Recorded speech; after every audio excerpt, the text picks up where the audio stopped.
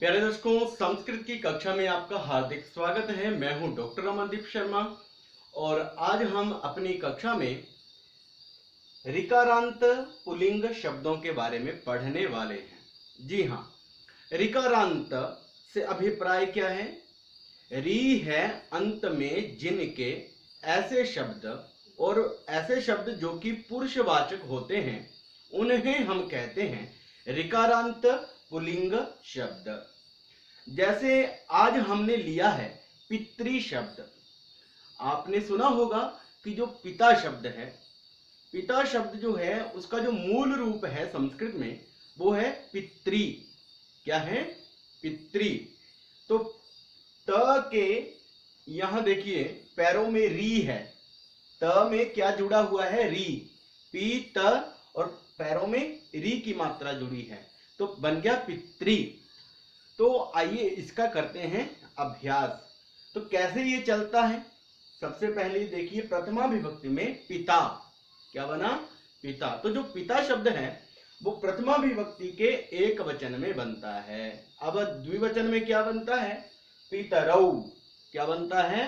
पितरौ। अब देखिए पिता, पितरौ, पितरः। साथ साथ में उच्चारण कौशल को भी सही कर सकते हैं, कैसे उच्चारण करना है। पिता, पितरौ, पितरः। द्वितीय विभक्ति में पितरम, पितरौ, पितृन। यहां पर देखिए री की मात्रा, यहां ध्यान देने वाली बात है कि जो री की मात्रा वो डबल है। डबल री की मात्रा बड़ी री को दिखाती है। अब हिंदी में तो आपने देखा होगा कि री छोटी री होती है, इस प्रकार से उसका प्रयोग होता है, परंतु संस्कृत में बड़ी री भी रहती है। तो बड़ी री के लिए पितृन बन जाता है। जब हम ह्रस्व जैसे इकारांत या उकारांत शब्दों को पढ़ रहे थे, उसके शब्दों को, तो वहां भी हमने देखा था कि जैसे यहां क्या बना था? मती न। तो ती ई की मात्रा वहां भी बड़ी लगी थी, तो यहां भी जो री है ये बड़ी आएगी तो बन जाएगा पितृन। तृतीय विभक्ति में क्या बनेगा? पित्रा। पितरा, पित्रा। इस प्रकार से पितृभ्यम। यहाँ पितृ शब्द मूल रूप है। मूल शब्द क्या है? पितृ। साथ में क्या जोड़ा? भ्याम। और क्या बन गया? पितृभ्याम। यहां भी हमने ऐसा ही करना है, पितृ लिखना है, उसके साथ भी इस प्रकार से जोड़ना है। यह चतुर्थी विभक्ति में पित्रे। क्या बनेगा? पित्रे। उसके बाद पितृभ्याम तो वैसे ही आएगा। पितृभ्यः। यहां आपने क्या जोड़ा? भ्यः जोड़ा। पितृ शब्द तो हमारा वैसे का वैसे ही रहा। उसके बाद देखिए पितुः। क्या बनेगा? पितुः। विसर्ग के साथ में लगेंगे। पितुः, पितृभ्याम, पितृभ्यः। अब आते हैं षष्ठी विभक्ति में। षष्ठी विभक्ति पंचमी और षष्ठी एक जैसी है, एक वचन। पितुः, पितुः। षष्ठी विभक्ति के द्विवचन में क्या विशेषता है? पित्रोः। क्या बनेगा? पित्रोः। अभी तक पित्रोः, साथ में विसर्गे। और षष्ठी विभक्ति का बहुवचन देखिए पितृणाम। पितृणाम। वैसे जो ऋकारांत शब्द होंगे वहां पर सब जगह हम देखेंगे कि नाम की जगह क्या आएगा? हणाम। हण, हणाम, पितृणाम। इस प्रकार से उच्चारण होगा। पितृणाम बना। उसके बाद देखिए सप्तमी विभक्ति में पितरी। क्या बना? पितरी। पित्रोह, पितृषु। पितृ शब्द लिखा हमने और शु यहां साथ में जोड़ा, पितृषु। यहां भी ध्यान देना, षष्ठी विभक्ति के बहुवचन में जो री है वो दीर्घ है। री ह्रस्व नहीं है, एक री की मात्रा नहीं है, डबल है, तो इसलिए बन जाएगा पितृणाम। तो आप कई बार परीक्षाओं में आप ये गलती कर सकते हैं कि पितृणाम लिख सकते हैं, तो इसलिए ध्यान यहां पर विशेष मैं कह रहा हूं कि आपको देना है। यहां री जो है वो डबल मात्रा करनी है। संबोधन देखें, हे पितः। क्या बोलेंगे? हे पितः। उसके बाद क्या बोलेंगे? संबोधन के द्विवचन में हे पितरौ और बहुवचन में हे पितरः। इस प्रकार से ऋकारांत शब्द जो होते हैं पुल्लिंग, उनका वाचन अभ्यास सातों विभक्तियों में होता है। अब देखते हैं पिता शब्द का सातों विभक्तियों में अर्थ क्या होता है हिंदी में। तो पिता, पिता मतलब पिता ने। पितरौ, दो पिताओं ने। और पितरः, पितरों ने, पिताओं ने।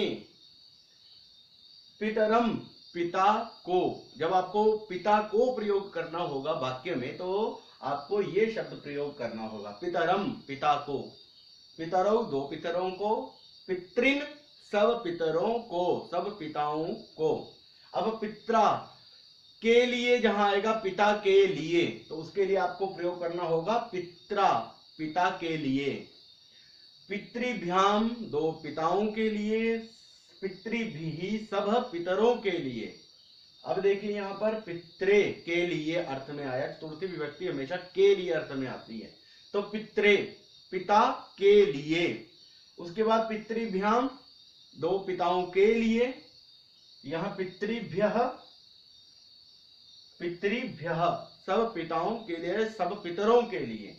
उसके बाद पंचमी में पितुहु पिता से, पितृभ्याम पिता से, ये पिता से जो अर्थ है ये अपादान का अर्थ है, अपादान से, पिता से जुदाई अर्थ में जहां पर रहेगा तो वहां रहेगा पितुहु पितृभ्याम, पितृभ्या सब पितरों से। पितुहु पिता का, पिता का अर्थ में कोई वस्तु है, पिता की है, का है, तो वहां आप करेंगे प्रयोग पितुहु। जैसे पिता का मकान तो पितुहु भवनम, ऐसे प्रयोग होगा। पितरोः दो पितरों का, और पितॄणाम सब पितरों का, पितॄणाम आशीर्वादः पितरों का आशीर्वाद, इस प्रकार से। उसके बाद देखिए पितरी पिता में, पितरी पिता में, पित्रोः दो पितरों में, और पितृषु सब पितरों में। और संबोधन तो आपको पता है, जब हम किसी को संबोधित करते हैं हे पिता, इस प्रकार से संबोधित करेंगे तो आएगा हे पिता, हे पितरौ, हे दो। जैसे महाकवि कालिदास ने अपने रघुवंशम ग्रंथ में वहां कहा है, वागार्था विवसंपृक्तो वागर्थ प्रतिपत्तये जगतः पितरौ वंदे पार्वती परमेश्वरो। तो पितरौ माता पिता के अर्थ में भी प्रयुक्त होता है समास में। तो यहाँ देखिए हे पितरः, हे पिताओं, हे पितरः, हे पितरों, इस प्रकार से। तो उसके बाद हम देखेंगे जामात्री और भ्रातृ, जामात्री और भ्रातृ शब्द को। अब पितृ शब्द की तरह और कौन कौन से ऐसे शब्द हैं जिनका प्रयोग किया जा सकता है। आप देख रहे हैं यहां पर हमने लिखा है भ्रातृ, भ्रातृ शब्द से बनता है भ्राता, भ्राता शब्द है ना, भाई के लिए प्रयुक्त किया जाता है, उसका जो मूल रूप है वो है भ्रातृ। तो अंत में ध्वनि सुनाई दी री की, तो ये क्या हो गया, रिका रंत। उसके बाद देखिए जामात्री शब्द है, जामाता जवाई जो होता है उसको कहते हैं जामात्री। तो अंत में ध्वनि क्या सुनाई दे रही है, री की, जामात्री, री की ध्वनि सुनाई दे रही है, तो ये शब्द भी क्या हो गया, रिकारांत। और ये शब्द जामात्री जवाई, जवाई शब्द पुल्लिंग है तो ये पुरुषवाचक हो गया। तो भ्रातृ को भी आप ऐसे ही कर सकते हैं, जैसे यहाँ लिखा है पिता, तो यहाँ क्या लगेंगे भ्राता, भ्रातरौ भ्रातरः, भ्रातरम भ्रातरो, भ्रातृन, क्या बनेगा भ्रातृन, री की मात्रा डबल करनी है। भ्रात्रा, भ्रातृभ्याम, भ्रातृभिः, भ्रात्रे, भ्रातृभ्याम, भ्रातृभ्यः, भ्रातुः, भ्रातृभ्याम, भ्रातृभ्यः, भ्रातुः, भ्रात्रोः, भ्रातॄणाम, री दीर्घ करनी है, भ्रातॄणाम, यहां देखिए भ्रातरी, भ्रातरी, भ्रात्रोः, भ्रातृषु। हे यहां जैसे आया ना हे पिता, यहां शब्द क्या था पिता आ, तो यहां क्या आएगा हे भ्रातः, क्या आएगा हे भ्रातः, आ की मात्रा हटानी है और साथ में विसर्ग जोड़नी है। तो यहाँ तो वैसा ही रहेगा जैसा यहाँ पर है संबोधन में, हे पितरौ, हे भ्रातरौ, हे भ्रातरः बहुवचन में। अब जामात्री शब्द है, जामात्री शब्द को भी ऐसे लेना है, कोई इसके लिए कोई अलग से विधान नहीं है। अब यहाँ देखते हैं, यहाँ शब्द है जामात्री, जामात्री से बना जामाता, जामाता। अब द्विवचन में देखिए जामातरौ, जामातरौ, इस प्रकार से। बहुवचन में जामातरः, और द्वितीय के एक वचन में जामातरम, जामातरौ, जामातृन, जामात्रा, जामातृभ्याम, जामातृभिः, जामात्रे, जामातृभ्याम, जामातृभ्यः, जामातुः, जामातृभ्याम, जामातृभ्यः, जामातुः, जामात्रोः, जामातॄणाम, जामात्री, जामात्रोः जामात्रीषु हे जामातः हे जामातः हे जामात्रौः हे जामात्रः। तो इस प्रकार से ऋकारांत जो री से समाप्त होने वाले शब्द होते हैं और पुरुषवाचक होते हैं, उनका उच्चारण, उनका प्रयोग सातों विभक्तियों में किया जाता है।